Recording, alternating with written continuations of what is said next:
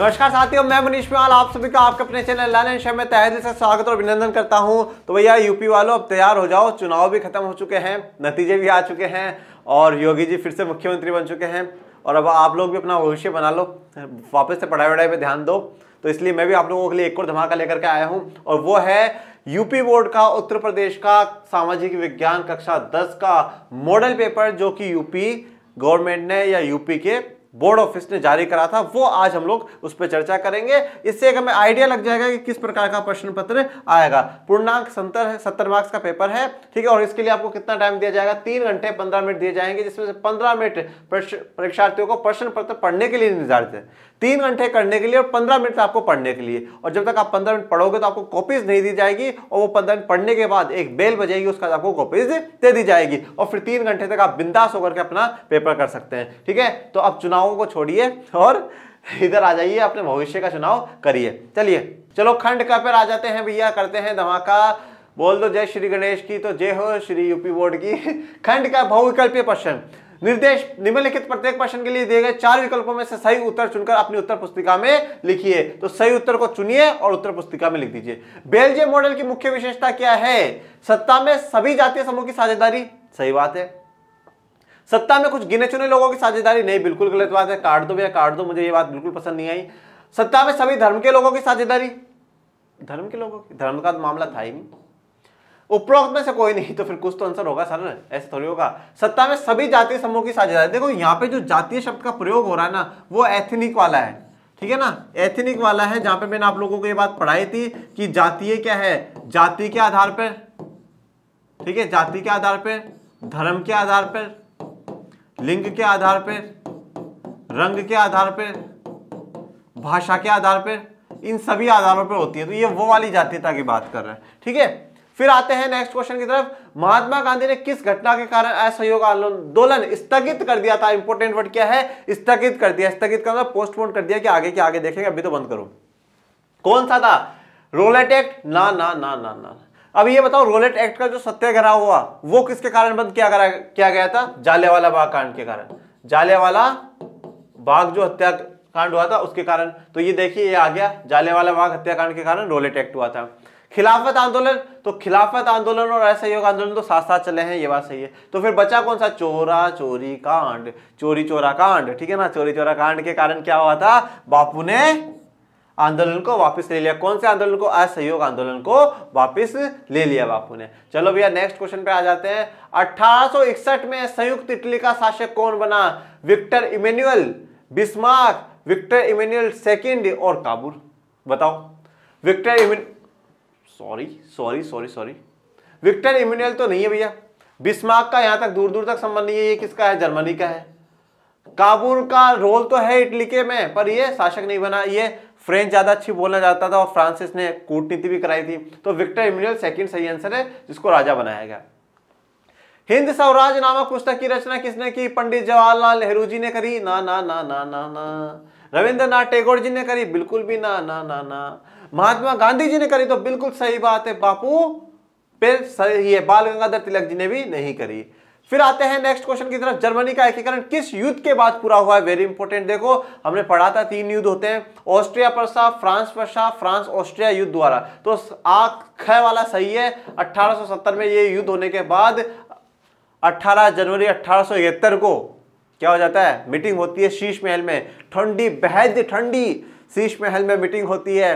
कौन कौन राजकुमार आते हैं, सेना के सब लोग आते हैं, बैठ करके बात करते हैं और जर्मनी का एकीकरण हो जाता है। चलिए लास्ट क्वेश्चन है बहुविकल्पीय प्रश्नों का। भाषाओं को भारतीय संविधान की किस अनुसूची में रखा गया है? भारतीय संविधान की किस अनुसूची में रखा गया है भाषाओं को? 7वीं में ना बाबा, 9वीं में ना, 10वीं में ना। सही आंसर कौन सा है? 8वीं में है। और कितनी भाषाओं को रखा गया है? 22 भाषाओं को रखा गया है। एक हिंदी है और बाकी दूसरी भाषा है। और एक बात बहुत विशेष करके ध्यान रखिएगा, इंग्लिश इन 22 भाषाओं में नहीं है, परंतु बहुत से राज्यों की राजभाषा है। तो 8वीं अनुसूची में रखा गया है कितनी भाषाओं को? 22 भाषाओं को, और उसमें इंग्लिश नहीं है। चलो अब अति लघु उत्तरीय प्रश्नों पर आ जाते हैं, ठीक है ना। गांधी जी द्वारा चलाए गए 2 सत्याग्रह आंदोलनों का उल्लेख करिए। ये क्वेश्चन बहुत थोड़ा सा कंफ्यूजन वाला है। कंफ्यूजन वाला कैसे है, ये बात सुनिए। एक दिन एक बार मेरे बच्चे का कॉल आता है, ठीक है, यूपी का ही था वो, तो उनके प्री बोर्ड हुए, यही क्वेश्चन पूछा गया। तो उसने बाकी सब कुछ लिख दिया, नमक आंदोलन है, बहुत कुछ, सविनय अवज्ञा, असहयोग, सब कुछ। पर टीचर ने बोला नहीं यार ये थोड़ी है, सत्याग्रह पूछे। देखो एक हद तक टीचर की बात भी अपनी जगह सही है। जब अगर ये बात स्पेशली वो कह रहा है सत्याग्रह बताओ, 2 सत्याग्रह आंदोलनों की बात करो, बापू के आंदोलनों की बात करो, तो उसमें आप सत्याग्रह वाले जोड़ सकते हैं। पर सत्याग्रह आंदोलनों की बात को, सत्याग्रह मुख्यतः जो बापू के हैं ना, वो देखो 3 तो वो कौन से वाले, चंपारण वाला 1917, खेड़ा 1917 और अहमदाबाद सत्याग्रह 1917। उसका रोलेट एक्ट सत्याग्रह भी 1919। ये उसके बाद तो बहुत बड़े स्तर के आंदोलन है ना, उसका तो बहुत बड़े स्तर के आंदोलन है, क्योंकि रोलेट एक्ट होने का, जलियांवाला बाग हत्याकांड होने का, तो बापू क्या कहते हैं, हिंदू मुसलमानों की यूनिटी होना जरूरी है, एक बड़े लेवल पे हमें आंदोलन खड़ा करना है, ये बात आती है ना। तो सत्याग्रह तो यहां तक का, आइडियोलॉजी जो है ना, विचारधारा है, वो सत्याग्रह की रहेगी, बापू की अहिंसा की रहेगी। पर अगर वो पूछा 2 सत्याग्रह लिखो, तो आप पहले तो तीनों चारों के नाम लिख दीजिएगा, फिर 2 को डिस्क्राइब कर दीजिएगा। वैसे तो नाम ही पूछ रहा है वो, तो नाम भी लिख दोगे तो काफी है। और पर थोड़ा बहुत बता दीजिएगा उसमें कि भाई 1917 में बिहार के चंपारण में हुआ, 1917 में खेड़ा में हुआ, थोड़ा बहुत आप आइडिया दे दीजिएगा, तो आपको 2 मार्क्स पूरे में से पूरे मिल जाएंगे। नेक्स्ट क्वेश्चन की बात करते हैं, लोकतांत्रिक शासन क्यों लोकप्रिय माना जाता है? 2 कारण देखिए, लोकतांत्रिक शासन को क्यों लोकप्रिय माना जाता है। वैसे इसके बहुत से कारण हैं, ठीक है, पर 2 कारण पूछे तो मैं भी आपको 2 ही बताऊंगा। पहला कारण तो यह है कि जो शासक होता है ना, शासक जो होता है उसको जनता चुनती है, शासक को जनता चुनती है, और वो वंश अनुगात नहीं होता है। वंश अनुगात नहीं होता मतलब आज मैं राजा कल मेरा बेटा राजा, आज मैं राष्ट्रपति कल मेरा बेटा राष्ट्रपति, वो वाले मामला नहीं होता है। शासक को जनता चुनती है, पहला पॉइंट। दूसरे पॉइंट में लिखोगे चुने हुए लोग ही देश के लिए फैसला लेते हैं, ये बेहतरीन बात है, 2 पॉइंट। तीसरा पॉइंट, नेता जिनको निर्वाचित करा गया है वो जनता के अनुसार काम करते हैं, 3 पॉइंट। चौथे पॉइंट में क्या लिखोगे, नागरिकों की गरिमा और आजादी का सम्मान किया जाता है, 4 पॉइंट। 5वां, सामाजिक कल्याणों पर ध्यान दिया जाता है, जातिगत धार्मिक लैंगिक जो भेदभाव होते हैं उन्हें समाप्त किया जाता है, इसलिए लोकतंत्र को प्रिय माना जाता है। और अंत में आप नोट लिख सकते हैं, लोकतंत्र जनता की व्यवस्था है, इसीलिए जनता उसको प्रिय मानती है। धन्यवाद मेरे साथियों, धन्यवाद, ठीक है ना। तो लोकप्रिय इसलिए माना जाता है। फिर पूछा भारत की उत्तर पूर्वी सीमा पर स्थित 2 लोकतांत्रिक देशों का नाम लिखिए। देखिए उत्तर पूर्वी सीमा पे पूछ रहा है, तो एक तो आप लिख दीजिएगा नेपाल का लिख दो, नेपाल, और एक बांग्लादेश। आप इसमें म्यांमार का मत लिखिएगा बच्चों, म्यांमार में नहीं है, अभी लोकतांत्रिक शासन नहीं है, ठीक है ना। नेपाल और बांग्लादेश का आप लिख दीजिएगा। अब आते हैं लघु उत्तरीय प्रश्नों की तरफ, जो है 3-3 मार्क्स के बच्चा। सबसे पहले क्वेश्चन नंबर 10, मरियान और जर्मनिया कौन थी, उनको चित्रित करने का क्या उद्देश्य था? ये आ जाए तो बहुत बढ़िया बात, नहीं आए तो दूसरे में आ जाओ। रोलेट एक्ट क्या था, गांधी जी ने इस एक्ट का विरोध किस प्रकार किया? देखो रोलेट एक्ट क्या था, अगर ये दोनों क्वेश्चन आते हैं ऐसे कैसे, तो आप लोग, मुझे पूरा विश्वास है आप इसी को चुनोगे, ठीक है ना। मरियन और जर्मनिया को नहीं चुनोगे, ठीक है ना, क्योंकि पहले हमारा देश बाद में दूसरों का, पर मैं तो दोनों को चुनूंगा भैया, ठीक है ना, क्योंकि हमें तो सबको साथ लेकर के चलना है। तो मरियन और जर्मनिया, सबसे पहले मरियान के बारे में जब आप बताएंगे, मरियान, देखो मरियान के बारे में आप ये लिखेंगे कि फ्रांस को एक मानव का रूपक देने के लिए मरियन का चित्र बनाया गया, मरियन को बनाया गया। तो मरियन क्या है, फ्रांस का एक रूपक है, रूप बन चुकी है वो, ठीक है। और फिर उसके बारे में आप बता सकते हैं कि लाल टोपी कलगी उसके हाथ में रहता है, ठीक है, लाल टोपी कलगी स्वतंत्रता गणतंत्र के प्रतीक है, ये बात आप बता सकते हैं। जर्मनिया कौन थी, जर्मनिया के लिए फिर वो लिखेगी जो जर्मनी का प्रतीक बन गई, जर्मनी का प्रतीक बन गई। और वो क्या था, बलूत का है जो वीरता का प्रतीक है, बलूत का प्रतीक ताज पहनती थी, वो बात आप इसमें लिख सकते हैं। चित्रित करने का क्या उद्देश्य था, देश के लोगों में, देश को एक तो राष्ट्र को क्या है, मानवीकरण करना, राष्ट्र को मानव का रूप देना, पहला कारण। दूसरा, मानव में भी नारी का भेष देना, जिससे लोगों का ज्यादा लगाव हो, क्योंकि मां से, जैसे कि आप उदाहरण लिख सकते हैं, जैसे भारत माता का रूप दिया गया है, ओके, परंतु ये नारी कोई जीवन में, असल जीवन में नहीं होती है, ठीक है। देश को एक करने के लिए करा गया, चौराहे पे स्टेचू लगाए गए, डाक टिकटों पर छापा गया, जिससे कि लोगों में एक मैसेज जाए। मतलब ये लोग क्या है, प्रतीक बन चुकी है देश का। हम मरियान या जर्मनी के लिए नहीं, हम जर्मनी या फ्रांस के लिए लड़ रहे हैं, ये प्रतीक बन चुकी है। उनको देख करके लोगों में एक जागरूकता आ रही है, लोगों में एक अवेयरनेस आ रही है कि हमें देश के लिए लड़ना है, ओके। तो ये बात आप लिख सकते हैं। रोलेट एक्ट क्या था, गांधी जी ने इस एक्ट का विरोध किस प्रकार किया? तो सबसे पहले तो रोलेट एक्ट आप ये लिखेगा कि भाई 19 मार्च 1919 को रोलेट एक्ट भारत में आता है, मतलब पारित हो जाता है और भारत में लागू होता है। जो विश्व युद्ध के बाद ब्रिटेन सरकार ने भारत के लोगों पे कर बढ़ाए, यहाँ पे फसलें खराब हुई, उन सब के कारण गुस्सा आक्रोश लोगों में बढ़ा और जो विरोध हो रहा था उस विरोध को दबाने के लिए 19 मार्च 1919 को ब्रिटेन की सरकार भारत में रोलेट एक्ट लेकर के आती है। इसके तहत जो भी राजनीतिक क्रांतिकारी होंगे उनको 2 साल के लिए बिना मुकदमा चलाए जेल में डाल दिया जाएगा। ठीक है, ये बात। फिर उसमें आप ये लिखेंगे बापू ने इसे काला कानून कहा। क्यों? बिना दलील, बिना अपील और बिना वकील वाला कानून बापू ने इसको कहा है, तो गांधी जी ने इसे क्या है, काला कानून कहा है। इस एक्ट का विरोध किस प्रकार करा? विरोध में वही बात है, सत्याग्रह के द्वारा, अहिंसा के द्वारा विरोध करा। रैलियां बापू ने निकाली है। ठीक है, रैलियां बापू ने निकाली। फिर इसमें आप 3 मार्क्स का है, जालियांवाला बाग हत्याकांड की बात जरूर करोगे और उसके एंडिंग के साथ ही बापू उस आंदोलन को वापस ले लेते हैं। ये बात आप लोगों को करनी है। ठीक है, तो यहां पे गांधी जी का वर्णन हो जाएगा कि उन्होंने काला कानून कहा है और वही बात कही कि सत्याग्रह के तहत ही हम विरोध इसका करेंगे।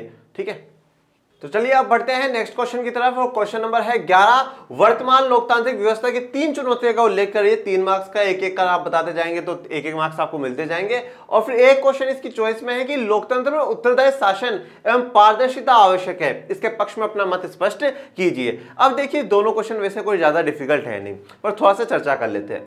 अब देखिए लोकतांत्रिक व्यवस्था की 3 चुनौतियों की बात कर रहा है, लोकतांत्रिक व्यवस्थाओं की 3 चुनौतियों की बात कर रहा है, लोकतंत्र के लिए 3 चुनौतियों की बात नहीं कर रहा। अब अगर लोकतंत्र के लिए चुनौतियां होती तो हम वो वाली बात लिख देते कि भैया स्थापन करना, ठीक है, और उसके बाद उसे मजबूत बनाना, ठीक है, विस्तार करना, ये सारी बातें हम उसमें लिख सकते हैं। बट यहाँ पर पूछा लोकतांत्रिक व्यवस्था की वर्तमान की 3 चुनौतियां क्या है। अगर ये भारत के संदर्भ में भी बात कर रहा है बच्चों, तो देखो हमारी स्थापना तो हो ही चुकी है, विस्तार भी हो रहा है, मजबूत भी हो जाएगा एक समय के साथ। तो फिर हम ये चुनौतियां तीनों तो लिख नहीं सकते, फिर यहाँ पे लिखना क्या पड़ेगा सर वो बताइए। तो देखिए यहाँ पे मेरे व्यू में आप ये चीज लिखिए, जैसे कि जो मौजूदा चुनौतियां, जैसे कि मान लीजिए आप यहाँ पे लिख सकते हैं जातिवाद हमारे लिए एक चुनौती है, ठीक है, सांप्रदायिकता हमारे लिए एक चुनौती है, भ्रष्टाचार को मिटाना हमारे लिए एक चुनौती है, गरीबी को खत्म करना हमारे लिए एक चुनौती है। ये सभी चुनौतियां ही तो है। 9th क्लास में आपने एक चैप्टर भी पढ़ा होगा, पॉवर्टी एज अ चैलेंज, गरीब एक चुनौती है, निर्धनता एक चुनौती के रूप में है। तो ये चुनौतियां है हमारे लिए, खास करके जो विकासशील देश है उन लोगों के लिए विशेष करके चुनौतियां हैं कि जो एक तो जातीय समुदायों में जो भेदभाव है कि भाई धर्म के आधार पर, जाति के आधार पर, और उनसे फिर हिंसक लड़ाइयां होना, उनसे चुनौती है कि हम उनसे उभर पाए और उनसे आगे निकल पाए। वो है एक भ्रष्टाचार, बहुत बड़ा चैलेंज है, ठीक है, भ्रष्टाचार एक बहुत बड़ा चैलेंज है हमारे भारत जैसे देशों के लिए कि भ्रष्टाचार से उभर कर आना है। अब बात यहाँ पे ध्यान रखिएगा कि 3 मार्क्स का क्वेश्चन है, 3 मार्क्स का क्वेश्चन है, तो 3 मार्क्स बिल्कुल ऐसे हल्के में आपको टीचर देगा नहीं। तो अब बात आपको क्या ध्यान रखनी है, जो भी 3-4 चुनौतियां आप लिखना चाहे उन चारों 5 चुनौतियों का आप नाम लिख दीजिएगा और फिर 3 को एटलीस्ट डिस्क्राइब करिएगा। जैसे कि जातिवाद कैसे चुनौती है, क्योंकि अगर भेदभाव होता है तो जो सही लोग होते हैं वो आगे नहीं पहुंच पाते, हिंसक लड़ाइयां होती है, देश में राजनीतिक अस्थिरता पैदा होती है, ठीक है, सांप्रदायिकता है, 2 धर्म के लोगों के बीच में जब गुट बन जाते हैं, एक दूसरे के विरोध हो जाते हैं, एक दूसरे के खिलाफ हो जाते हैं, तो उससे हिंसक का माहौल होता है। ये सब कुछ भ्रष्टाचार से क्या होता है, जो गरीब लोग होते हैं वो अपना काम नहीं करवा पाते हैं और जो अयोग्य लोग होते हैं वो पैसा देकर के कहीं आगे चले जाते हैं, उनका काम बन जाता है आसानी से, और जो पूरा सिस्टम, जो विश्वास होता है व्यवस्थाओं पे लोगों का, वो विश्वास खत्म हो जाता है और सिर्फ जो जीत देखने को मिलती है वो किसकी देखने को मिलती है, पैसों वालों की हमें देखने को मिलती है। गरीबी मिटाने में भी आप लिख सकते हैं कि गरीबी भारत के लिए एक बहुत बड़ी चुनौती है और लोकतांत्रिक व्यवस्थाओं के लिए ही चुनौती है गरीबी। क्यों है गरीबी चुनौती? गरीबी क्योंकि काफी लोगों को क्या है, रोटी कपड़ा मकान चाहिए होता है, जो मूलभूत आवश्यकता है वो भी पूरी नहीं हो पाती और भारत में गरीबी बहुत बड़ी रेखा में देखी जाती है। ये बात आप एक 2-3 लाइन में अगर डिस्क्राइब करेंगे तो ज्यादा बेहतर लगेगा। तो क्वेश्चन नंबर 11 का पार्ट ए कंप्लीट करते हैं। नेक्स्ट क्वेश्चन में बढ़ते हैं। लोकतंत्र में उत्तरदायी शासन एवं पारदर्शिता आवश्यक है, इसके पक्ष में अपना मत स्पष्ट करें। देखिए उत्तरदायी शासन और पारदर्शिता का मतलब समझो। सबसे पहले तो उत्तरदायी शासन का मतलब होता है अकाउंटेबिलिटी।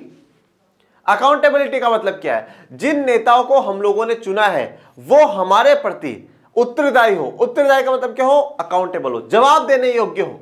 भैया हम कर क्या रहे हैं, सरकार ने करा क्या है वो बताए जनता को। अब वो एक एक को आकर के तो बताएंगे नहीं कि देखो मनीष जी हमने ये काम करा है, देखो भाई ये काम हमने कर दिया, ऐसा तो होगा नहीं। फिर वो जवाब किसको दे, जवाब दे वो संसद को, क्योंकि हम लोगों ने जिनको चुना है वो भी संसद में बैठे हुए हैं। और सरकार जिनकी है वो भी संसद में बैठे हुए हैं। तो जिनकी सरकार है वो उन लोगों को जवाब दे जिनको हम लोगों ने चुन करके भेजा है। तो जवाब देना, उत्तरदायी, और फिर बीच में जब जनता भी बुलाती है, जनता के बीच में जाए, लोगों को बताए कि हमने ये काम करा, ये होता है उत्तरदायी शासन। पारदर्शिता का मतलब क्या होता है सर? पारदर्शिता का मतलब है ट्रांसपेरेंसी। जो काम सरकार कर रही है वो हमें पता होना चाहिए क्या कर रही है क्या नहीं कर रही। हमें हर बात सरकार की पता होनी चाहिए, बिल्कुल ओपननेस होना चाहिए, किसी बात की ये खिचड़ी नहीं बननी चाहिए, वो उधर हो रहा है, ये ऐसा हो रहा है, वो नहीं।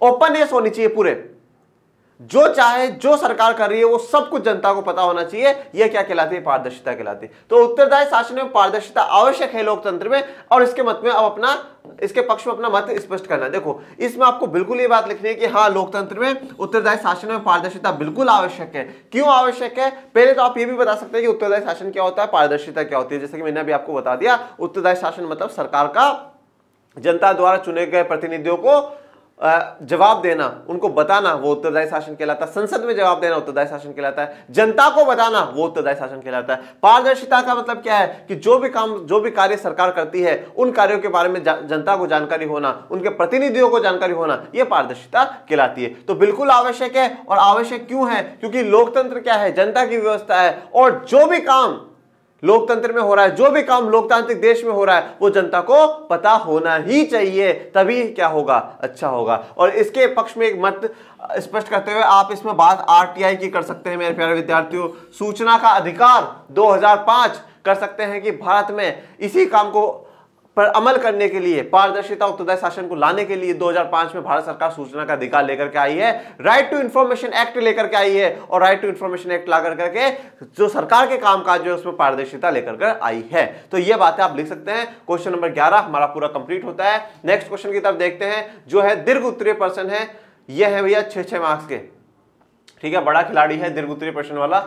क्वेश्चन नंबर 12, अंतरराष्ट्रीय आर्थिक विनिमय में 3 तरह की गतियां या प्रभावों की उल्लेख कीजिए। अपने उत्तर की पुष्टि हेतु उपयुक्त उदाहरण भी दे। बिल्कुल देंगे साहब, बिल्कुल देंगे।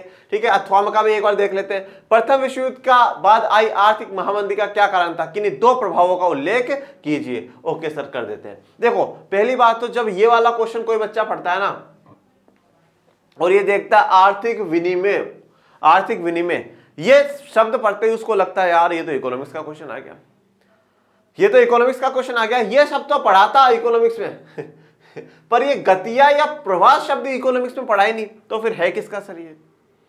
पर जब अथवा का क्वेश्चन देखता है तो लगता है यार ये क्वेश्चन तो दिया गया है हिस्ट्री में से, तो हो सकता है ये भी हिस्ट्री का हो। तो बिल्कुल साहब ये हिस्ट्री का ही है, हिस्ट्री के चैप्टर नंबर 3। देखो मेरे प्यारे विद्यार्थियों, अगर आपने क्वेश्चन पेपर में क्वेश्चन को ये पहचान लिया कि वो कौन से चैप्टर का है, आधी प्रॉब्लम तो आपकी वहां सोल्व हो जाएगी। और उसके बाद आपने ये और पहचान लिया कि यार ये उस फलाने टॉपिक का है तो 25% और सोल्व हो जाएगी। 75% प्रॉब्लम तो आपकी वही सोल्व हो जाएगी। फिर बस बाकी रह जाएगा लिखना, वो आप लिख ही देंगे। जिस बच्चे को इतना ज्ञान हो जाएगा कि भैया ये उस किताब में से, उस चैप्टर में, उस टॉपिक में से दिया गया क्वेश्चन है, तो आप आसानी से लिख देंगे, आसानी से लिख देंगे। और ये कब आएगा? ये कॉन्फिडेंस जो है, ये कॉन्फिडेंस कब आता है? जब आप ज्यादा मेहनत कर लेते हैं। जब आप बहुत ज्यादा मेहनत कर लेंगे ना, बिल्कुल एक इस लेवल पे हो जाएंगे, आपको पता होगा ये टॉपिक इसमें से है। और मैं आपको जितने भी अपन क्वेश्चंस कर रहे हैं, ऐसा कोई सा भी क्वेश्चन नहीं है जो अपन लोगों ने जिसके बारे में ना पढ़ा हो, लेक्चर्स में ना पढ़ा हो। अगर जिस भी बच्चे ने बहुत शिद्दत से, बहुत बिल्कुल ईमानदारी से लेक्चर्स मेरे देखे हैं, तो उसको कहीं दिक्कत नहीं आएगी, कहीं भी एग्जामिनेशन में दिक्कत नहीं आएगी। कुछ भी नहीं छुड़ाया मैंने। जो कुछ छूट गया हो वो मॉडल पेपर्स में हो गया, वन शॉट्स में हो गया, मैराथन में हो गया, पता नहीं किस किस में हुआ भाई, बहुत कुछ हो गया तुम लोगों के लिए तो, ठीक है ना। तो चलो अब इसके आंसर की बात कर लेते हैं। 3 गतियां या प्रभाव कौन से थे बच्चों? जल्दी से बताओ। व्यापार, शाबाश, श्रम और पूंजी। ये तीनों क्या है? 3 प्रभाव थे। और तीनों प्रभाव क्या है? पूरक है एक दूसरे के, पृथक नहीं है।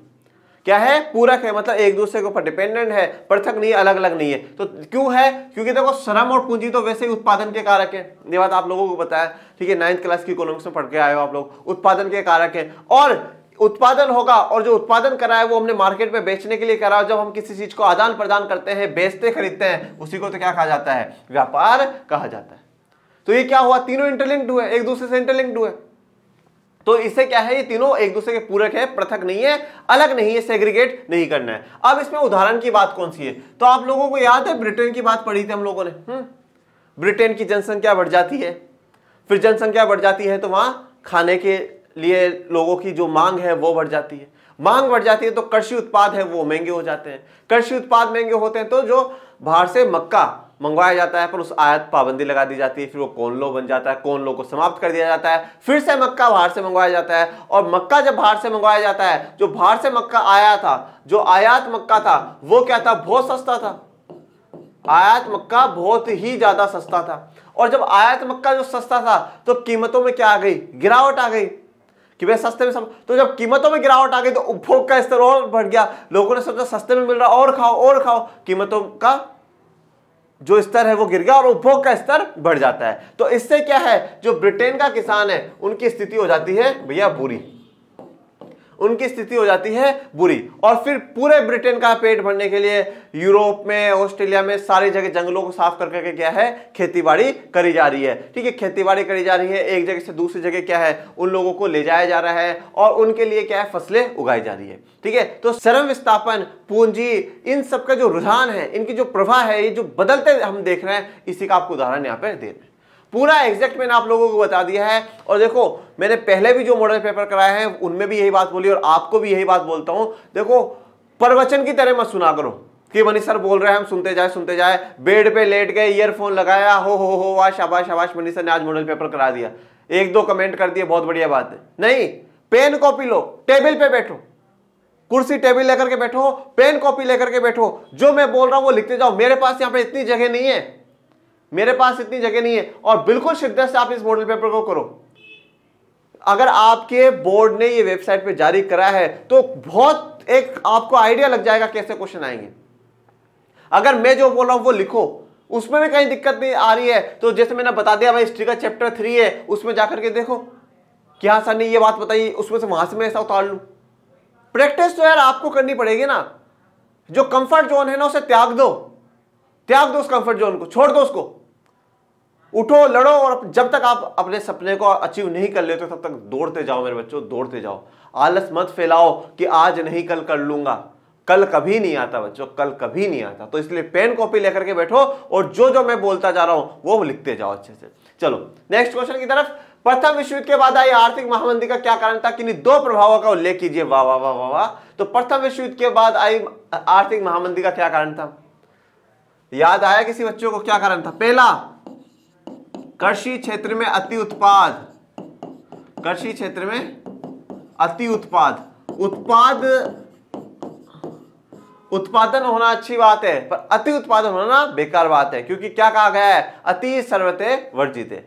कोई भी चीज लिमिट से जो बाहर जाती है वो बेकार जाती है। तो सबसे पहले तो आप तीनों जो कारण है वो लिख दीजिएगा। दूसरा कारण क्या था, अमेरिका बैंकों से कर्जे लेकर अपने निवेश संबंधी जरूरतों को पूरा करना। पूरा विश्व क्या कर रहा था, अमेरिका से कर्जे ले रहा था और अपनी जो भी निवेश संबंधी जरूरत है उन्हें पूरा कर रहा था। दो, तीसरा, महामंदी का अमेरिकी अर्थव्यवस्था पे क्या प्रभाव पड़ता है वो।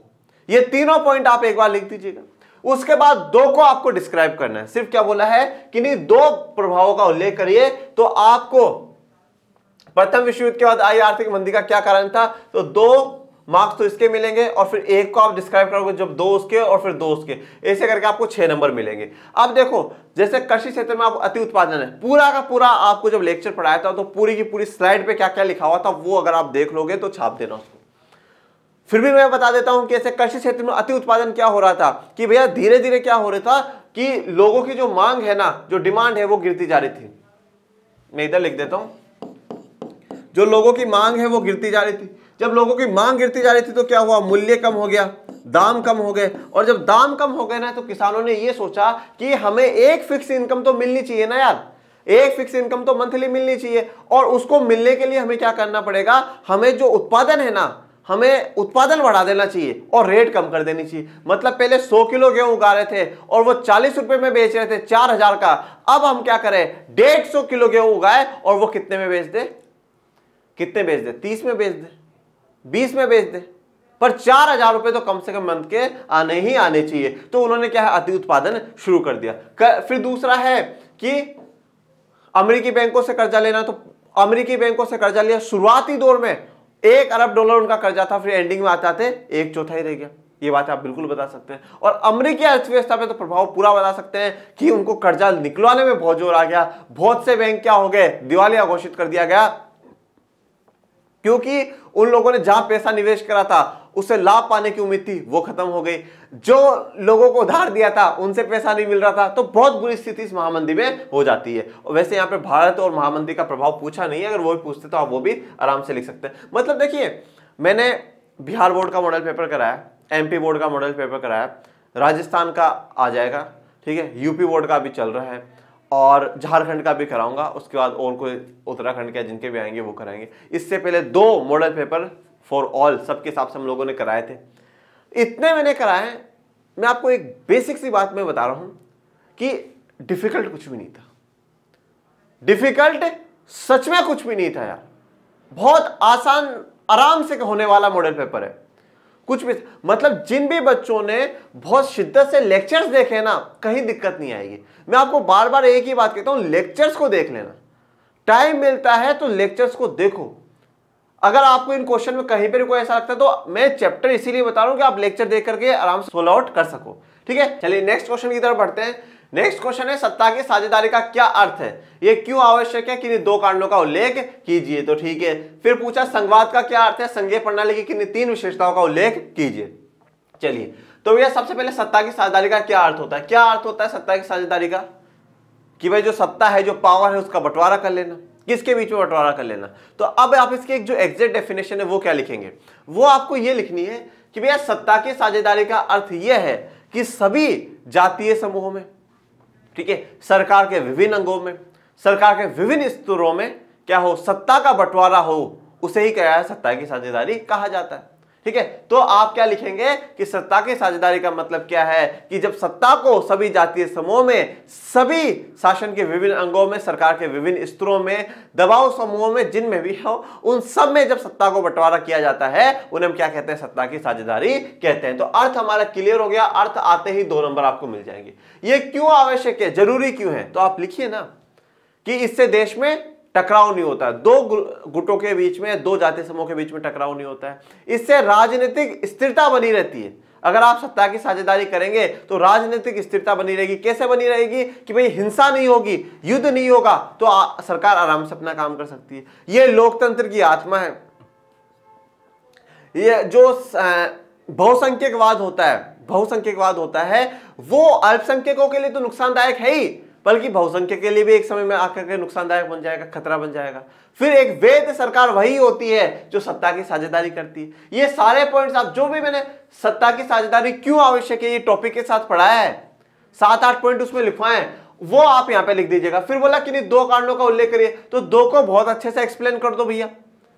2 समूह के बीच में टकराव नहीं होता तो पूरा बताओ ना, भाई श्रीलंका में हो गया था, बेल्जियम में नहीं हुआ, तो बताओ कि क्यों नहीं होता है। क्योंकि दोनों समूह अपने बीच में सत्ता को बांट लेते हैं, अपना अपना काम करते हैं, दोनों के बीच में किसी प्रकार का कोई टकराव नहीं होता है। और अगर नहीं करते हैं तो श्रीलंका वाली जैसी स्थिति हो जाती है जैसा कि वहां पे गृह युद्ध हुआ है, ठीक है। इसके सेकंड पार्ट की तरफ बढ़ते हैं। संघवाद का क्या अर्थ है, संघीय प्रणाली की किन 3 विशेषताओं का उल्लेख कीजिए। ओके जी, संघवाद का क्या अर्थ है, तो संघवाद का अर्थ बता दो जल्दी से, ठीक है। संघवाद का अर्थ जो सर्वोच्च शक्ति है, जो सुप्रीम पावर है, वो क्या हो, केंद्रीय प्राधिकार, जो सेंट्रल अथॉरिटी कौन है, हमारी केंद्र सरकार, और उसकी आनुषंगिक इकाइयां मतलब राज्य सरकारों के बीच बांट दी जाए। और आम भाषा में, सीधी भाषा में लिखना चाहते हो तो जब क्या हो, केंद्र सरकार और राज्य सरकारों के बीच में सत्ता का बंटवारा कर दिया जाता है, उनको शक्तियों का विभाजन कर दिया जाता है, तो उसे हम लोग क्या कहते हैं, संघवाद कहते हैं। और जो देश इन्हें अपना लेता है उसे संघीय शासन व्यवस्था वाला देश कहते हैं। एक इसमें नोट डाल करके एक बात और लिखेगा कि दोनों स्तरों की सरकारें क्या है, अपने अपने स्तर पर आजाद है काम करने को, ठीक है। केंद्र सरकार अपना काम करती है, राज्य सरकार अपना काम करती है, और इनके जो अधिकार है वो स्पष्ट रूप से संविधान में वर्णित होते हैं। किन 3 विशेषताओं का उल्लेख करें, तो अब देखो उल्लेख करना है। 1.5 नंबर तो आपको देंगे परिभाषा का, 1.5 नंबर पहली विशेषता का, 1.5 दूसरी का, 1.5 तीसरी का, ऐसा है। ओके, अब इसमें 3 विशेषताओं में पहला तो 2 या 2 से ज्यादा अधिक स्तर वाली सरकारों को संघीय शासन व्यवस्था वाली देश कहते हैं, ये बात लिख सकते हैं। ओके, पहला पॉइंट। दूसरा, केंद्र सरकार और राज्य सरकारों के बीच में ये एक ही नागरिक समूह को क्या करती है, शासन करती है, परंतु इनके कर वसूलने, प्रशासन का, ये सबका दायरा, उनका अधिकार क्षेत्र संविधान में स्पष्ट रूप से वर्णित होता है। अगर किसी भी प्रकार की समस्या होती है तो सर्वोच्च न्यायालय ही उनके बीच में सुलझाना करता है। राजस्व के लिए, रेवेन्यू के लिए इनके अलग अलग क्षेत्र बने हुए हैं। ये जितने भी पॉइंट्स हैं ये सीधा क्वेश्चन है, डायरेक्ट है, 6 to 7 मैंने आपको विशेषताएं बता रखी हैं, आप वो सारी विशेषताएं लिखना चाहे तो बहुत ही बढ़िया बात है, नहीं तो 3 पूछा है 3 लिख दीजिएगा। और बच्चों प्लीज थोड़ा सा एक्सप्लेनेशन की आदत डालिएगा, आप लिख करके छोड़ मत दीजिएगा। जब वो साफ कह रहा है कि उल्लेख करे, उल्लेख का मतलब है वो आप थोड़ा सा एक्सप्लेन दे बेटा, एक्सप्लेनेशन जरूरी है। अगर आप एक्सप्लेन नहीं करोगे तो वो मार्क्स काटने की पूरी पूरी गुंजाइश बनती है। आप एक्सप्लेन जरूर करें कि थोड़ा बहुत भी बताए किस प्रकार से होगा, कर कैसे वसूलती है, कैसे शासन पे एक ही नागरिक समूह पे शासन करती है, जैसे मैंने आप लोगों को बताया है वैसे आप लोग भी थोड़ा सा समझाने की कोशिश करें। चलिए आगे बढ़ते हैं मानचित्र संबंधी प्रश्नों की तरफ। क्वेश्चन नंबर 14 है, निम्नलिखित स्थानों को भारत के रेखा मानचित्रों में डॉट चिन्ह द्वारा नाम सहित दर्शाइए, सही नाम व सही अंकन हेतु आधा आधा अंक निर्धारित हुआ है। ठीक है, तो अब सबसे पहला देख लेते हैं, पर उसके लिए हमें मैप खोलना पड़ेगा, तो मैं मैप खोल देता हूं। ओके, ये है हमारा मैप और क्वेश्चन देखते हैं। देखिए, वह स्थान जहां जालियांवाला बाग हत्याकांड हुआ। ठीक है, पहले तो अपन लोग यहां पर भर लेते हैं कि कौन कौन से है, ठीक है ना, फिर वहां जाएंगे। तो जालियांवाला बाग हत्याकांड कहां हुआ मेरे प्यारे विद्यार्थियों? अमृतसर, अमृतसर में। ठीक है, वह स्थान जहां से गांधी जी ने नमक बनाना प्रारंभ किया, कहां से करा? दांडी। ठीक है ना, अगर तुम्हें यह भी नहीं आया ना तो मैं डंडा लेकर के आ जाऊंगा तुम लोगों के पास। वह स्थान जहां नील की खेती करने वाले किसानों ने आंदोलन किया, चंपारण, चंपारण। वह स्थान जहां सूती मिल श्रमिकों ने सत्याग्रह करा, सूती मिल श्रमिकों ने कहां करा? अहम, अहम नहीं होना चाहिए, अहमदाबाद, अहमदाबाद। वह स्थान जहां दिसंबर 1920 में भारतीय राष्ट्रीय कांग्रेस का अधिवेशन हुआ, कहां हुआ? नागपुर। तो चलिए मेरे प्यारे विद्यार्थियों, मैं आपको भरा देता हूं, अमृतसर, दांडी, चंपारण, अहमदाबाद और नागपुर।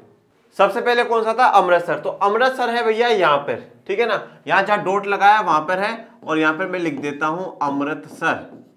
ठीक है, अमृतसर के बाद क्या पूछा था? दांडी। तो ये रहा भैया दांडी। ठीक है, वो अब आप वहां पे देख लीजिएगा, एक एक है कौन सा था वो लिख दीजिएगा, मैं तो वैसे जो याद है वो बता रहा हूं। अमृतसर, दांडी, फिर उसके बाद क्या पूछा? चंपारण, चंपारण। उसके बाद एक जगह कौन सी थी? नागपुर पूछी है। अच्छा जी, तो नागपुर महाराष्ट्र में, ये रहा नागपुर। और एक पूछा है अहमदाबाद, तो ये रहा भैया अहमदाबाद। ओके, तो 5 जगह पूछी थी, अमृतसर, चंपारण, अहमदाबाद, नागपुर, दांडी। ठीक है ना, यही 5 थी ना। चलिए तो फिर से आ जाते हैं इधर की तरफ। अमृतसर, दांडी, चंपारण, अहमदाबाद, नागपुर, 5 जगह मैंने आपको मैप में फिल करना बता दिए। अब यहाँ पे जो दृष्टिबाधित लोग हैं जिनको देख नहीं सकते, उनको सिर्फ नाम लिखने की जरूरत है, तो वो नाम लिख देंगे जैसे अपन ऊपर लिख दिए थे। खंड क पर आते हैं हम लोग, निम्नलिखित। अब खंड ख में भी वैसा का वैसे ही होगा। तो सबसे पहले बहुविकल्पीय प्रश्नों की बात करते हैं। निम्नलिखित में से किस प्रांत में सीढ़ीदार सोपानी खेती की जा सकती है? तो सीढ़ीदार सोपानी खेती कहां करी जा सकती है? पंजाब में ना ना ना ना ना, यहाँ सिंचाई ज्यादा होती है। हरियाणा में ना ना ना ना, उत्तर प्रदेश में भी ना ना ना। सीढ़ीदार खेती पहाड़ी इलाकों पर होगी, और पहाड़ कहां पर है? उत्तराखंड में ही है। निम्न में से कौन सी रबी फसल है? दालें, मोटे अनाज, चना, कपास। सही आंसर है चना। चना क्या है? रबी की फसल होती है। नेक्स्ट क्वेश्चन है, झारखंड में स्थित कोडरमा निम्नलिखित में से किस खनिज का अग्रणी उत्पादक है? बॉक्साइट, अभ्रक, लोहशक, तांबा, अभ्रक। देखो बच्चों, ये वाला क्वेश्चन है ना, झारखंड में स्थित कोडरमा, कोडरमा, कोडरमा किस लिए फेमस है? ये क्वेश्चन मतलब मैंने 3-4 मॉडल पेपरों में देख लिया है, तो इस क्वेश्चन को तो आप बिल्कुल स्टार बना लो यार, सच में। बहुत 3-4 मॉडल पेपर्स में देखा है ये क्वेश्चन, पूछा है जहां एमसीक्यू आया है, और एमसीक्यू नहीं आया है तो उन्होंने 2 मार्क्स वाले या 1 मार्क्स वाले क्वेश्चन में दिया है। इनमें से किस राज्य में काली मृदा मुख्य रूप से पाई जाती है? गुजरात में, राजस्थान में, महाराष्ट्र में, झारखंड में। देखो, इन दोनों राज्यों में काली मृदा पाई जाएगी, क्योंकि दक्कन का पठार है, दोनों में पाई जाएगी। पर अगर सबसे ज्यादा है तो वो महाराष्ट्र वाला रीजन है, उसको आपको टिक करना है। मानव विकास सूचकांक एसडीआई में भारत का स्थान कौन सा है? एसडीआई की फुल फॉर्म क्या है sir? Human development index, HDI, human development index. 120वां स्थान है, 130वां स्थान है, 180वां स्थान, 190वां स्थान। अब आप बोलोगे सर ये तो हमने कहीं पढ़ा ही नहीं, कैसे नहीं पढ़ा बेवकूफो? चैप्टर 1 इकोनॉमिक्स बताया था ना, HDI। श्रीलंका सबसे बढ़िया, सबसे ऊपर, तो हमारा कौन सा स्थान है? 130वां। और कितने देशों में से है? 80 के करीबन 179, ठीक है ना, 179 या 178, ठीक है। भारतीय आय की दृष्टि से कैसा राष्ट्र है? उच्च आय वर्ग वाला, मध्य आय वर्ग वाला, निम्न आय वर्ग वाला, या इनमें से कोई नहीं, मध्य आय वर्ग वाला, ठीक है। तो यहां तक हमारे इसके भी जो एमसीक्यू है, बहुविकल्पीय प्रश्न है, वो होते हैं। तो अब बढ़ते हैं अति लघु उत्तरीय प्रश्नों की तरफ। सबसे पहला पूछा है जैव और अजैव संसाधन का कोई दो अंतर लिखिए। तो सबसे पहले तो आप एक एक अंतरों में तो इनकी डेफिनेशन ही लिख दो। भाई जैव संसाधन क्या है? जिनमें जीव होगा, जो कहां पर पाए जाएंगे? जैव मंडल में, जीव मंडल या जैव मंडल में, बायोस्फीयर जिसे इंग्लिश में कहा जाता है, वहां पर पाए जाते हैं, ठीक है। और अजैव संसाधन क्या होते हैं? जो निर्जीव होते हैं, जिनमें जान नहीं होती, ठीक है। और जैव संसाधन है ना, ये अजैव पर भी निर्भर है, पर अजैव वाले इन पर निर्भर नहीं है भैया, ठीक है ना। जैव वाले हम अजैव संसाधनों पर कैसे निर्भर है? हमें चट्टान, हम खनिज हमें वहां से मिलता है, ठीक है ना, हम उन पर भी निर्भर है, पर ये हम पे निर्भर नहीं है, कोई इनको फर्क नहीं पड़ता। तो जैव संसाधन अजैव संसाधन में ये मुख्य अंतर है। दूसरा क्वेश्चन, सकल घरेलू उत्पाद क्या है? सकल घरेलू उत्पाद जब एक वर्ष के अंदर, एक वर्ष के भीतर राजनीतिक सीमा के अंदर, राजनीतिक सीमा के अंदर अंतिम वस्तु एवं सेवाएं, अंतिम वस्तु एवं सेवाओं का बाजार मूल्य क्या कहलाता है? सकल घरेलू उत्पाद कहलाता है। और आप ये भी लिख सकते हैं जमीन जिसकी, जीडीपी उसकी। देखिए यहाँ पर बात यह है कि यह है 2 मार्क्स का, तो वैसे डेफिनेशन लिख कर करके आप एक इसका थोड़ा सा उदाहरण भी दे सकते हैं कि भैया जैसे कि अगर ब्रिटेन की कंपनी इंडिया में काम करती है तो वो भारत की जीडीपी कहलाएगी, और भारत की कंपनी ऑस्ट्रेलिया में काम करती है तो ऑस्ट्रेलिया की जीडीपी कहलाएगी। और नीचे जो मनीष सर ने डायलॉग दिया था कि नोट क्या है? जमीन जिसकी जीडीपी उसकी। तो मनीष सर का नाम मत लिखना वहां पे, ठीक है ना, तो पर लिख देना जमीन जिसकी जीडीपी उसकी, अच्छा लगेगा। सकल घरेलू उत्पाद बता दिया। नेक्स्ट क्वेश्चन पूछा गया प्रच्छन्न बेरोजगारी का कोई अन्य नाम लिखे। सिर्फ नाम पूछा है। तो देखो प्रच्छन्न बेरोजगारी का नाम है छिपी हुई बेरोजगारी। क्या है? छिपी हुई बेरोजगारी। पर फिर भी आप इसको डिस्क्राइब करना 2 नंबर, क्योंकि मैं कहता हूं ना हमेशा सोशल के टीचर वांट्स मोर। सोशल का टीचर हमेशा ज्यादा चाहता है, कम चाहता ही नहीं है। क्यों? क्योंकि वो सोचता है यार मैं स्कूल में मेरे बच्चों को इतना पढ़ा करके आया हूं, इतने मोटे मोटे रजिस्टर उसके नोट्स के बनवा करके आया हूं, इसने इतना ही क्यों लिखा? तो छिपी हुई बेरोजगारी लिख करके आप उसको समझाइएगा। और समझाने में 2 पंक्तियां लिखनी है आप लोगों को। 2 पंक्तियों में ये लिखेगा कि छिपी हुई बेरोजगारी, प्रच्छन्न बेरोजगारी ऐसी बेरोजगारी है जिसमें लोग रोजगार में तो है परंतु वो अपनी क्षमता से कम काम कर रहे हैं, अपनी क्षमता से कम काम कर रहे हैं। इकोनॉमिक्स का चैप्टर नंबर 2 जब आप खोलेंगे, पढ़ेंगे उसको, तो उसमें आपको बात क्लियर हो जाएगी। स्लाइड खोल करके देख लीजिएगा, आपको क्लियर हो जाएगा कि भाई मनीष सर ने क्या लिखवाया है। ओके, बढ़े नेक्स्ट क्वेश्चन की तरफ, लघु उत्तरीय प्रश्नों की तरफ। चलिए अब यहां पे 3 मार्क्स वाले क्वेश्चन देखते हैं। आग्नेय तथा कायांतरी चट्टानों में खनिजों का निर्माण किस प्रकार होता है? ओके, फिर इसमें चॉइस दिए, किसी एक पेय फसल का नाम लिखिए और उसको उगाने के लिए अनुकूल भौगोलिक परिस्थितियों का विवरण लिखिए। चलो, आग्नेय और कायांतरी चट्टानों में खनिजों का निर्माण किस प्रकार होता है? बहुत आसान सा सवाल पूछा गया है। देखो, अब आग्नेय और कायांतरी चट्टानों में कैसे होता है? भ्रंश, जोड़ों, दरारों, ठीक है, पढ़ा है ना अपन ने, भ्रंश, जोड़, दरार, विद्र, इन सब के में क्या होता है? इनका खनिजों का निर्माण होता है। और उसके अलावा जो छोटे परत होते हैं वो किसके रूप में मिलते हैं? शिराओं के रूप में। और बड़े जो व्रत होते हैं वो किसके रूप में? परत के रूप में, ठीक है। जो छोटे जमाव है वो शिराओं के रूप में, और जो बड़ी परत, जो बड़े जमाव है वो किस में मिलेंगे? परत के रूप में। और इनका निर्माण कैसे होता है? मेन क्वेश्चन यही पूछा है कि निर्माण कैसे होता है। तो जब ये तरल या गैसीय अवस्थाओं में होते हैं, तरल मतलब लिक्विड वाली, और गैस जब गैस वाली ये अवस्था में होते हैं तो ये क्या होते हैं? ऊपर उठते हैं, और जैसे ठंडे होते जाते हैं ये जमते जाते हैं और फिर हमें खनिज के रूप में मिल जाते हैं। बिल्कुल आप चैप्टर नंबर 5 का लेक्चर 1 खोल करके जब आप देखेंगे ना मेरा यूट्यूब पे, तो आपको ये इसका डायरेक्ट आंसर मिल जाएगा। एक स्लाइड के 3 पॉइंट लिखे हुए, बस वो 3 पॉइंट आप लिख दोगे, आपको 3 नंबर टीचर दे देगा। जरूरत सिर्फ इस बात की है कि आपने कितना मन लगा करके पढ़ा है। तो आसान सा क्वेश्चन था खनिजों का निर्माण। फिर पूछा किसी एक पेय फसल का नाम बताइए। तो पेय फसल में नाम आप चाय का भी लिख सकते हैं, कॉफी का भी लिख सकते हैं। तो देखिए चाय का आप नाम लिखिए, पर यहां पर देखिए बोला अनुकूल भौगोलिक परिस्थितियों का विवरण भी देना है। भौगोलिक परिस्थितियां कॉफी वाले में भौगोलिक परिस्थितियां हमें नहीं बता रखी है, हमें सिर्फ ये बताया अरेबिका किस्म की है, यमन से आई थी, बाबा बुधान हिल्स में वहां पे ग्रो होती है, ये वाली बातें बता रखी है। तो चाय का इस्तेमाल करें इसमें आप, ठीक है। चाय सेहत के लिए हानिकारक होती है पर इतनी नहीं होती, पिया करो, एंजॉय योर लाइफ। ओके, पर भौगोलिक परिस्थितियों का विवरण में आप क्या लिखेंगे कि भाई उष्ण और उपोष्ण कटिबंध में उगाई जाती है, उष्ण और उपोष्ण कटिबंध में उगाई जाती है। इसको पाला रहित दिन भी चाहिए, ठीक है, मतलब खुली धूप भी इसको चाहिए। और एक जो विशेष बात इसकी है वो ये है, इसको तेज वर्षा नहीं चाहिए, इसको क्या चाहिए, बौछारें होती रहनी चाहिए। तो इसकी जो पत्तियां हैं उन पे बौछारों का गिरना बहुत आवश्यक होता है, तो बौछारें इसको मिलती रहनी चाहिए, ठीक है। तो चाय के बात आ गई, उष्ण और उपोष्ण कटिबंधीय में होना चाहिए, पाला रहित मिलना चाहिए, नम और कोष्ण व्यवस्था उसको मिलनी चाहिए, बौछारे वाला व्यवस्था बौछारे उसे मिलती रहनी चाहिए। ये इसकी पूरी आप लिख देंगे और आपको 3 मार्क्स मिल जाएंगे, ठीक है। जो भी क्वेश्चन आपको देखना हो, ये चैप्टर 4 का है, ये चैप्टर 5 का है ज्योग्राफी में से। नेक्स्ट क्वेश्चन, क्वेश्चन नंबर 25, भारतीय अर्थव्यवस्था के विभिन्न क्षेत्रों के नाम लिखिए व प्रत्येक का संक्षिप्त परिचय दीजिए, ठीक है। वैश्वीकरण क्या है, संक्षिप्त परिचय दीजिए भारतीय अर्थव्यवस्था के विभिन्न क्षेत्र को। तो भाई विभिन्न जो क्षेत्र बता दो, प्राथमिक क्षेत्र, द्वितीय क्षेत्र और तृतीय क्षेत्र, ठीक है। तो प्राथमिक क्षेत्र, द्वितीय क्षेत्र, तृतीय क्षेत्र, प्रत्येक का संक्षिप्त परिचय भी आपको देना है। तो भैया प्राथमिक क्षेत्र का परिचय आप दो, ये इसमें क्या है, जो प्रकृति से जुड़ा हो, जो उत्पाद हमें प्रकृति से मिल रहा है उसे हम प्राथमिक क्षेत्र में हमने जोड़ा है। जैसे कि कृषि का उदाहरण दीजिए, ठीक है, कृषि का उदाहरण दीजिए। फिर उस पर ये दीजिए द्वितीय क्षेत्र में आ जाइए और द्वितीय क्षेत्र के बारे में बता दीजिए। यहाँ पर उद्योग होता है, यहाँ पर विनिर्माण होता है, यहाँ चीजें विनिर्मित होती है, विनिर्माण यहाँ पर होता है। और उसके बाद आप तृतीय क्षेत्र जिसमें सेवा क्षेत्र है, तो तृतीय क्षेत्र क्या है, प्राथमिक क्षेत्र और द्वितीय क्षेत्र को सहयोग प्रदान करता है, उनकी सहायता करता है, ठीक है। ये तीनों बातें। और आप आखिरी में आते थे कि 3 मार्क्स का जितना आप में ज्ञान है ना कहीं उसका इस्तेमाल करिए। 3 मार्क्स का क्वेश्चन है तो आप उसमें ये बात लिखिएगा नोट में कि प्राथमिक क्षेत्र, द्वितीय क्षेत्र और तृतीय क्षेत्र सभी एक दूसरे पर निर्भर है। क्योंकि प्राथमिक क्षेत्र क्या करेगा, अब आप यहाँ पे एक चार्ट भी बना सकते हैं। प्राथमिक क्षेत्र क्या करेगा, कच्चा माल देगा,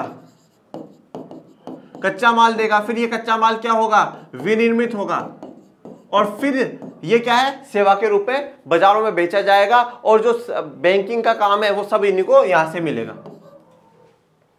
तो आप पूरा जैसा आपने पढ़ा है उसी हिसाब से करेगा। संक्षिप्त परिचय देना था, 3 मार्क्स में आप तीनों का नाम बता दीजिएगा। 3 क्षेत्र हैं, प्राथमिक, द्वितीय और तृतीय क्षेत्र, और तीनों क्षेत्रों में जो छोटी छोटी बेसिक बातें हैं वो बेसिक बातें आप क्लियर कर देंगे तो आपको 3 मार्क्स मिल जाएंगे। मैं कह रहा हूं ना, डिफिकल्ट कुछ भी नहीं है, आसान है। मॉडल पेपर में कहीं ऐसी डिफिकल्ट वाली बात नहीं है, और जैसा मॉडल पेपर आया ना उससे इजी ही आपके बोर्ड के एग्जाम पेपर आएंगे।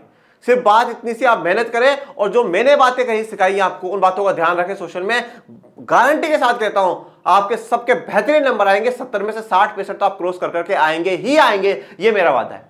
और मैंने क्या बोला है कि पॉइंटों में पॉइंट लिखे, आंसर को पॉइंट में ही लिखना है, कहीं दूसरी जगह मत भटकना। यार मनीष सर ने बोला है पॉइंटों में और उसने बोला है पैराग्राफ में, पॉइंट में लिखना बेटा, पॉइंट में ही लिखना आंसर। और पॉइंट में लिखने के बाद कोशिश, मतलब मैं कह रहा हूं ना, आपका प्रेजेंटेशन है ना वो बेहतरीन होना चाहिए। बस प्रेजेंटेशन आपका बेहतरीन होना चाहिए। जो वर्ड इंपॉर्टेंट है उसे ब्लैक पेन से लिख दो या उसे पेंसिल से अंडरलाइन कर दो, पर इंपॉर्टेंट है। टीचर आपकी कॉपी पढ़ने को मजबूर हो जाए ऐसा लिख करके लाना, ठीक है ना। और पैराग्राफ उसी में लिखना है जिसको आपको अच्छे से नहीं आता, भर दो उसको थोड़ा सा। जो टीचर जहां 0 नंबर दे वहां 3 में से 1-2 तो देगा। छोड़ना कुछ भी मत, ये रामबाण है, छोड़ना कुछ भी नहीं है। आपको पता चल गया ये उस चैप्टर का, कुछ भी लिखो उस चैप्टर से रिगार्डिंग, पर लिखो, छोड़ो मत। छोड़ दोगे, मान लो 3 मार्क्स का क्वेश्चन था, टीचर 0 देगा और कुछ लिखा है तो कम से कम 1 नंबर देगा, 1.5 नंबर देगा तो सही ना। Something is better than nothing. और क्या है, कभी कभार आधे नंबर से बोर्ड टॉपर बनने से रह जाते हैं हम लोग, तो आधा नंबर भी इंपॉर्टेंट है। फिर नेक्स्ट क्वेश्चन पूछा है वैश्वीकरण क्या है, संक्षिप्त परिचय दीजिए। तो वैश्वीकरण क्या है, दुनिया का तेजी से एकीकरण होना, यह है वैश्वीकरण कहलाता है। इसकी जो डेफिनेशन है वो आप लोगों के पास है, बिल्कुल है, ठीक है ना, तो कोई दिक्कत वाली बात है नहीं। संक्षिप्त परिचय में अब देखिए, अब वैश्वीकरण के आपने सबसे पहले तो परिभाषा लिख दी जो 3 मार्क्स की है, परिभाषा लिख दी और फिर इसका परिचय देना है। तो वैश्वीकरण के बारे में आप बता दीजिए थोड़ा सा। वैश्वीकरण की आपने परिभाषा दी, वैश्वीकरण को संभावना, जो वैश्वीकरण है उसको सही यूजफुल बनाने के लिए कौन कौन से कारक है, जैसे प्रौद्योगिकी की बात है। आप ये भी बता सकते हैं इसमें वैश्वीकरण भारत में कब से आया, 1991 से आया। 3 मार्क्स है तो कम से कम 1 पेज तो भरो यार आप लोग, ठीक है। तो वैश्वीकरण है तो कब भारत में आया, एलपीजी की पॉलिसी आई, क्या कारण रहे, वैश्वीकरण कैसे हुआ, उसके थोड़े से नकारात्मक प्रभाव लिख दो और एंडिंग सकारात्मक प्रभाव से कर दो, बस बात खत्म। तो संक्षिप्त परिचय में यही बातें आ जाती है। तो चलिए अब देखते हैं नेक्स्ट क्वेश्चन, दीर्घ उत्तरीय प्रश्नों की तरफ आते हैं। ये जो प्रश्न है ये 6-6 मार्क्स के हैं भैया, बहुत बड़े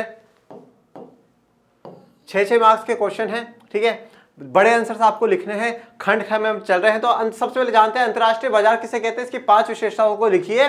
फिर इसमें चॉइस में हमारे पास है कि परिवहन के साधन कितने प्रकार के होते हैं, स्थल परिवहन में सड़क परिवहन को कितने भागों में बांटा जा सकता है, किसी 2 का वर्णन कीजिए। भैया मतलब अगर इन दोनों में से कोई भी क्वेश्चन सच में एग्जाम में आता है ना, तो मुझे पता है 99% कहता हूं बच्चे ये चूज कर लेंगे। बहुत आसान क्वेश्चन है। दोनों ये जो क्वेश्चन पूछे गए हैं ये ज्योग्राफी के चैप्टर नंबर 7 में से पूछे गए हैं।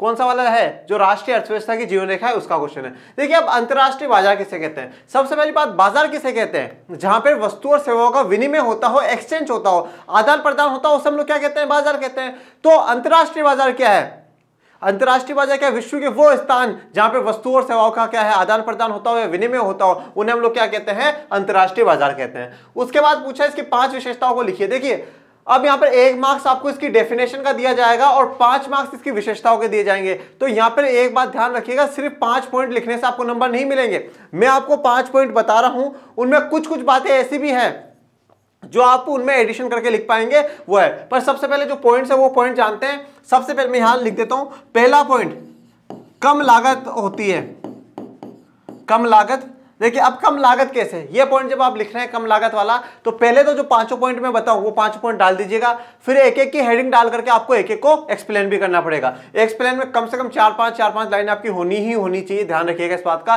3-4 हो तो भी चलेगी। सबसे पहले कम लागत। अब कम लागत कैसे होगी ये बात तो आपको देखिए, कम लागत कैसे होगी। देखिए अंतरराष्ट्रीय बाजार का मतलब क्या हो रहा है, मुक्त व्यापार यहां पर हो रहा है, ये बात आपको ध्यान में रखनी है। मुक्त व्यापार हो रहा है, हम कहीं जाकर के काम कर सकते हैं। अब जैसे मान लो कोई कंपनी है, कोई बहुराष्ट्रीय कंपनी है, अब वो जब कंपनी क्या कर रही है, किसी ऐसे देश में जाकर के वस्तुओं का निर्माण कर रही है जहां पे टैक्स जो कर है वो या तो बहुत कम है या है ही नहीं। आप सोच लो टैक्स या कर है या तो कम है या है ही नहीं, तो सोचो वहां पे लागत कितना कम हो जाएगा, कम हो जाएगा। मान लो कोई भारत जैसे देश में आकर के उत्पादन कर रहा है, तो जो यहाँ का श्रम है वो कम हो जाएगा, और जब श्रम कम हो जाएगा तो क्या होगी, लागत कम होगी।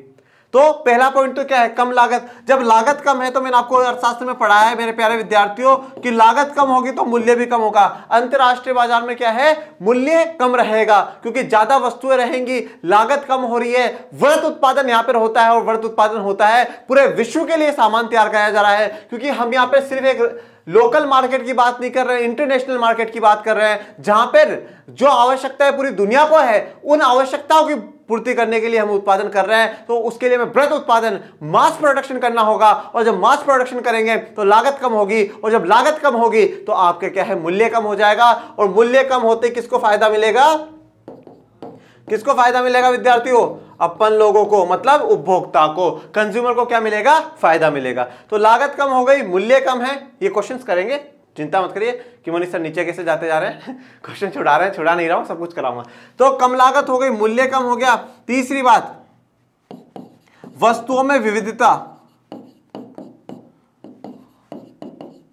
ठीक है। वस्तु और सेवाओं में आपको क्या है, विविधता देखने को मिलती है, चॉइस देखने को मिलती है, विकल्प आपको देखने को मिलते हैं। या आप ये भी कह सकते हैं वस्तुओं में ज्यादा आपको क्या है, चुनाव ज्यादा करना पड़ता है, विकल्प आपके पास जो है वो ज्यादा है। अब ये कैसे ज्यादा है, जैसे आज आप भारत में बात करिए, भैया भारत क्या है, पूरी दुनिया के लिए एक अंतरराष्ट्रीय बाजार है। वहां पर भारत में 130 करोड़ की जनसंख्या है, 130 करोड़ की जनसंख्या है। तो यहाँ पे जो उपभोक्ता है वो बहुत ज्यादा है, उपभोक्ता ज्यादा है, मतलब वो हर चीज को क्या है, उपभोग करेंगे, उनको जो भी सामान है वो चाहिए। तो पूरी दुनिया के लिए भारत क्या है, एक मार्केट है।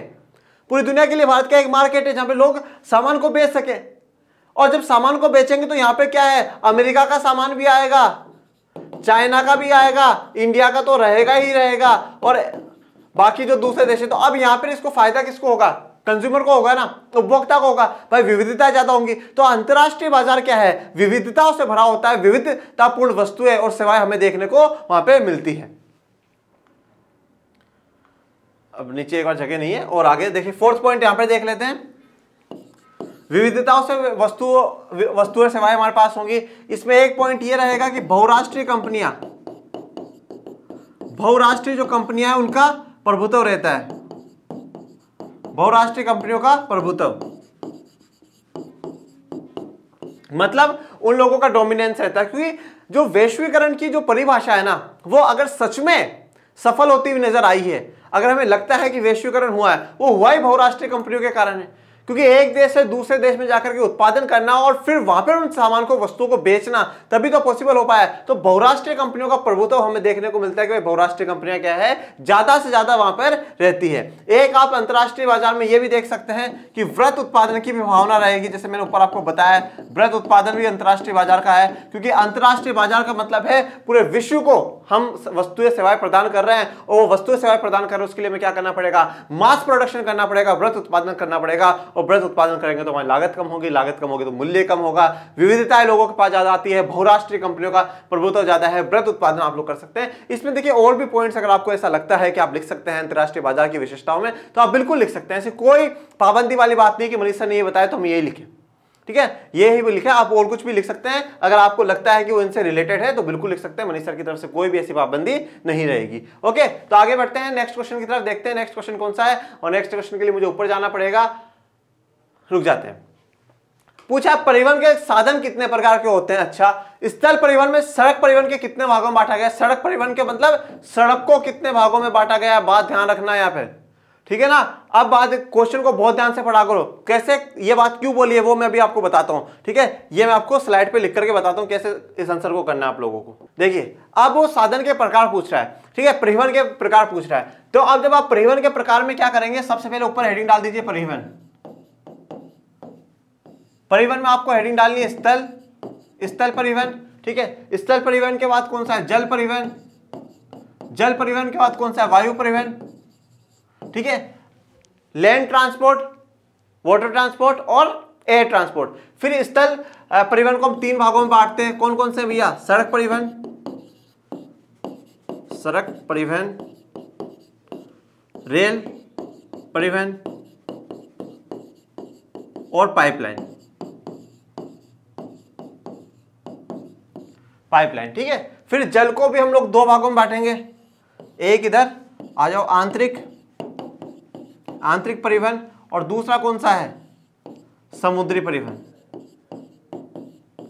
ठीक है, आंतरिक परिवहन और समुद्री परिवहन। फिर वायु को भी हम लोग दो भागों में बांट देते हैं, अंतरराष्ट्रीय परिवहन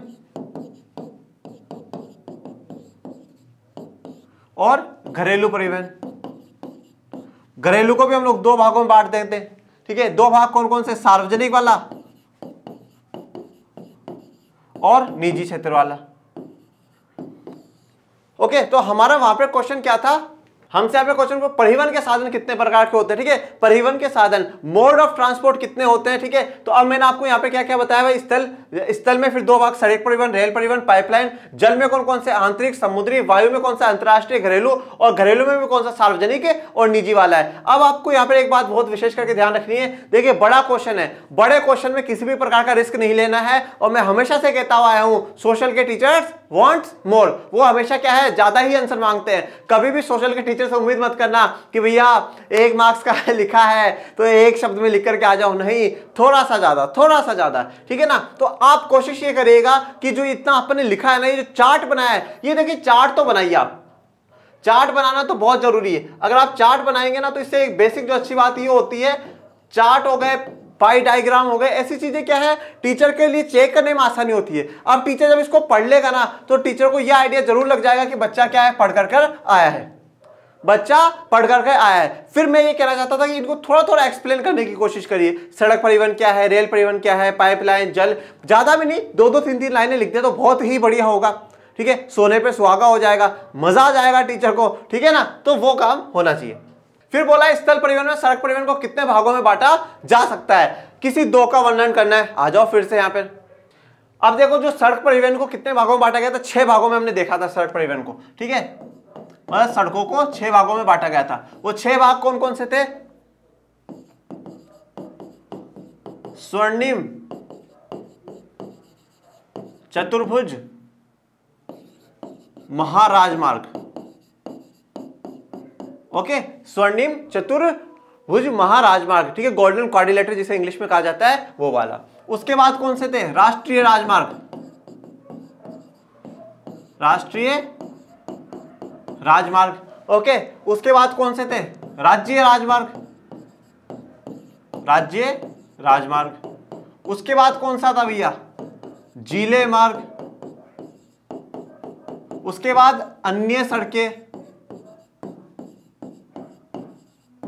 अन्य सड़कें, और लास्ट में कौन सा था, सीमांत सड़कें, बॉर्डर रोड ऑर्गेनाइजेशन वाला, सीमांत सड़कें। ठीक है, तो ये 6 भागों में बांटा जाता है, स्वर्णिम चतुर्भुज, महाराजमार्ग, राष्ट्रीय राजमार्ग, राज्य राजमार्ग, जिले मार्ग, अन्य सड़कें और सीमांत सड़कें। अब उसने बोला 2 को परिभाषित करो, तो 2 इनमें से किसी को परिभाषित कर देना, समझा देना, पूरा अच्छे से समझाना। ठीक है, अच्छे से समझाना, खिचड़ी मत बना देना उन चीजों की कि यहां भी लिख दूं, यहां भी लिख दूं, अच्छे से बिल्कुल स्पेस ले लेकर के बढ़िया लिख करके आना। मैं स्वर्णिम चतुर्भुज महाराजमार्ग का बता देता हूं, इसमें 6 लेन की है, और ये क्यों बनाया गया, इसका मुख्य उद्देश्य क्या है, जो हमारे देश के महानगर है, चेन्नई, मुंबई, कोलकाता, दिल्ली, इनको एक साथ इंटरकनेक्ट करने के लिए, जोड़ने के लिए, और उससे क्या होगा, समय की भी बचत होगी और लागत भी हमारी, मतलब जो किराया है वो भी कम होगा, खर्चा भी कम होगा। ठीक है, इसके 2 गलियारे हैं, वो 2 गलियारों के बारे में जरूर लिखिएगा। ठीक है ना, गलियारे, 2 गलियारे कौन से हैं, एक गलियारा उत्तर से दक्षिण का है, उत्तर से दक्षिण का है। उत्तर से दक्षिण में क्या है भैया, श्रीनगर से कन्याकुमारी, श्रीनगर से कन्याकुमारी, यहां तक की इंटरकनेक्टिविटी होनी चाहिए, यह जुड़ना चाहिए, श्रीनगर से कन्याकुमारी। और फिर उसके बाद पूर्व से पश्चिम का गलियारा, पूर्व से पश्चिम के गलियारे में कौन सा है, पूर्व इधर है भैया, पश्चिम इधर है, ध्यान रखना, जिधर राजस्थान गुजरात है वो पश्चिम वाला इलाका है, और जिधर बंगाल और ये असम अरुणाचल प्रदेश वाला इलाका है वो पूर्व वाला इलाका है। तो पूर्व में कौन सी जगह है, सिलचर, सिलचर कहां पे है, असम में या आसाम जिसे आप कहते हैं। ठीक है, और पश्चिम में कहां से, पवित्र भूमि भारत की, पोरबंदर। पवित्र क्यों है, क्योंकि बापू का जन्म हुआ था, पोरबंदर गुजरात। और बापू का जन्म कब हुआ, कुछ चीजें इंटरकनेक्ट करके चला करो, 2 अक्टूबर 1869। ठीक है, और फिर बापू वहां कब गए, अफ्रीका, 1893 में। ये पूरी बात आप लिखेंगे तो इससे आपको पूरे नंबर मिलने की पूरी संभावना होगी। ओके, तो अब इसमें हमसे क्या बात पूछी थी भैया, ये जो साधन कितने प्रकार के हैं ये आप बता देते 2 मार्क्स का। ठीक है, सड़क में कितने भागों में बांटा जाता है, 6 मार्क्स, 6 जो पॉइंट बताए वो 2 उसमें मिल जाएंगे, और 2 का अगर आप वर्णन कर दोगे तो भैया 2 आपको और मिल जाएंगे।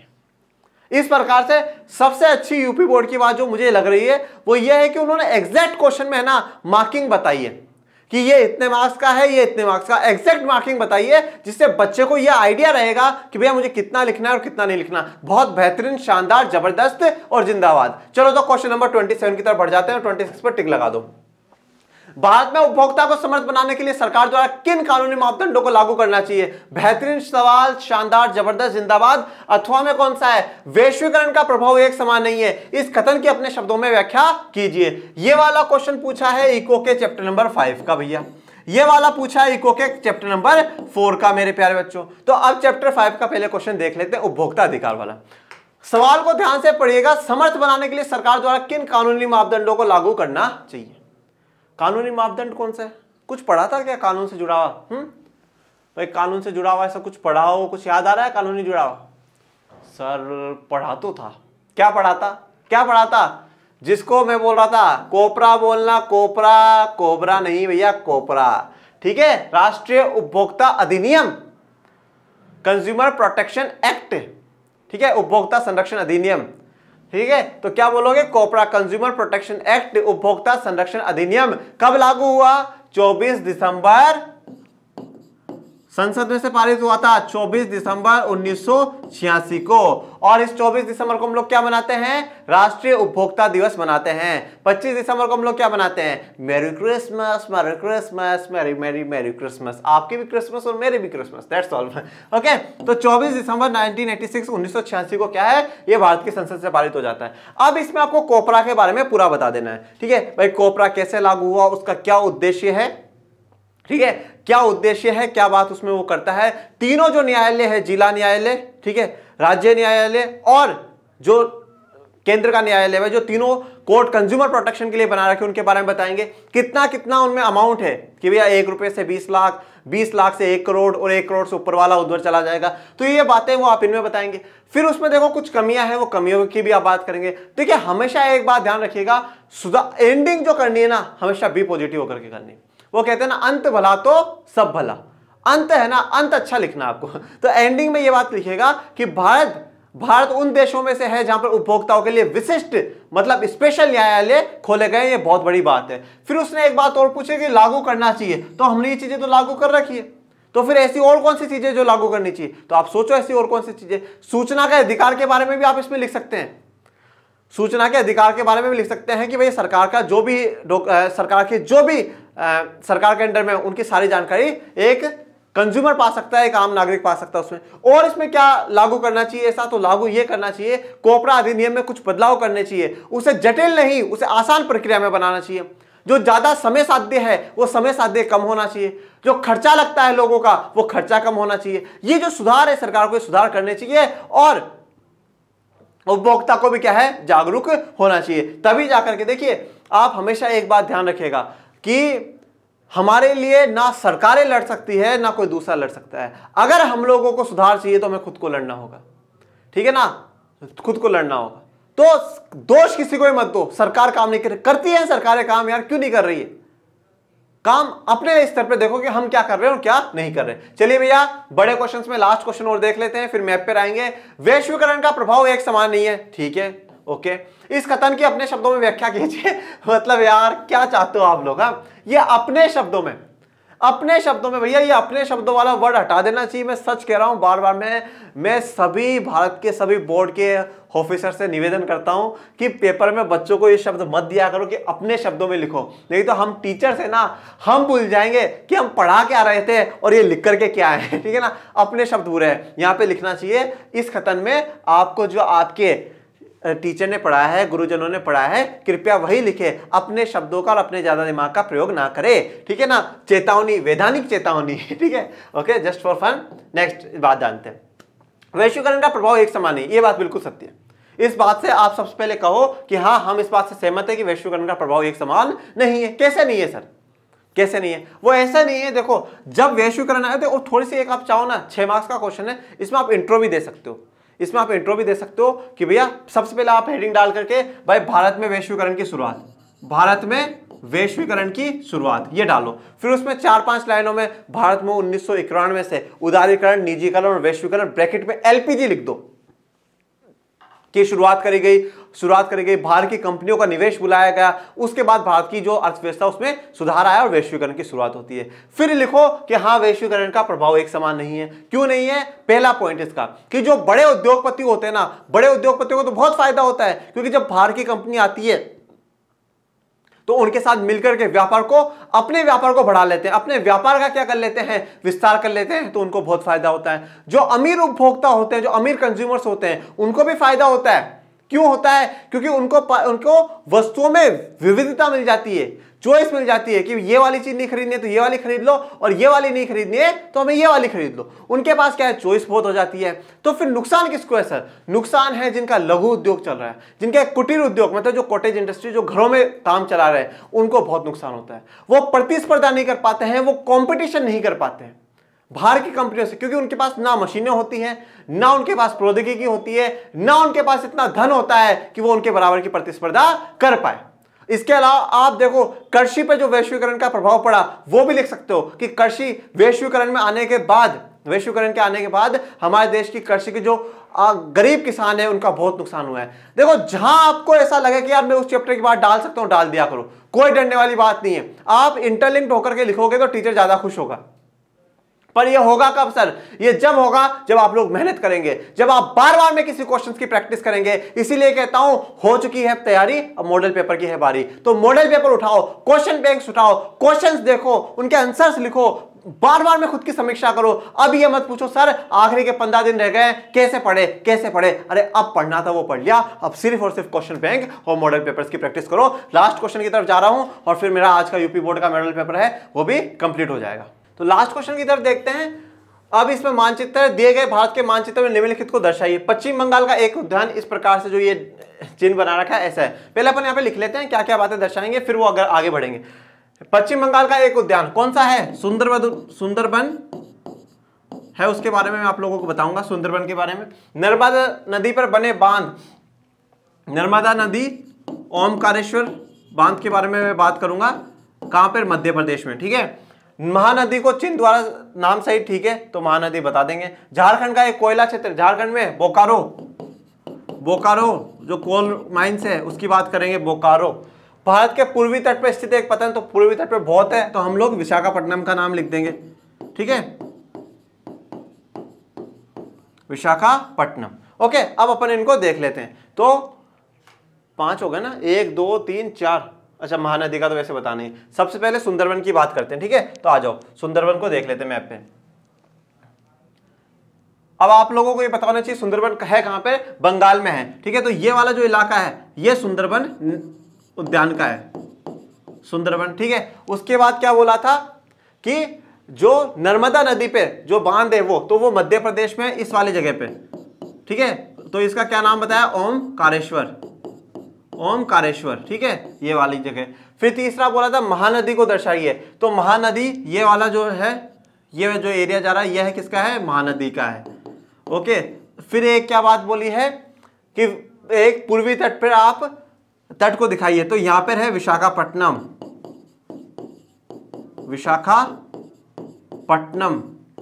और एक बात क्या बोली थी बच्चों, बोकारो, हाँ। तो बोकारो के रुको, बोकारो यहां पर से यार, ये झारखंड तक चला गया है, ये यहां पर बोकारो है, ठीक है। आप झारखंड में चले जाइए, बोकारो है, बोकारो। ओके, तो इसी के साथ हमारा जो यूपी बोर्ड का मॉडल पेपर है वो भी कंप्लीट होता है। और मैं पूरी उम्मीद करता हूं बच्चों कि आप सभी के 70 में से 65 से ऊपर सभी के नंबर आएंगे इसमें, ठीक है। मेरी तरफ से आपको ढेर सारी शुभकामनाएं, बधाइयां, ऑल द बेस्ट बच्चों। स्ट्रेस फ्री होकर के, चिंता मुक्त होकर के पेपर करिएगा। और मैं एक ही बात हमेशा जीवन में कहता आया हूं आपसे, और यही कहूंगा, आप लोगों ने पूरे वर्ष मेहनत करी है, मेहनत विफल नहीं होगी बच्चों। मेहनत करते रहिए, अंतिम सांस तक लड़िए, अंतिम सांस तक मेहनत करिए कि हाँ, अगर कुछ छूटा है तो वो मुझे पूरा कर करके जाना है। और फिर पेपर होने के बाद ऊपर वाले पे छोड़ दीजिए, मालिक पे छोड़ दीजिए। अगर आपने दिल लगा करके, मन लगा करके मेहनत करी है तो आपकी मेहनत विफल नहीं जाएगी। आप सभी को बहुत ज्यादा मेरा आशीर्वाद, ऑल द बेस्ट। ओके, अब मिलेंगे कब, जब आपके यूपी बोर्ड के रिजल्ट्स आएंगे। Thank you so much. और अपने चैनल को लाइक शेयर सब्सक्राइब करते रहे। Thank you so much. जय हिंद, जय भारत।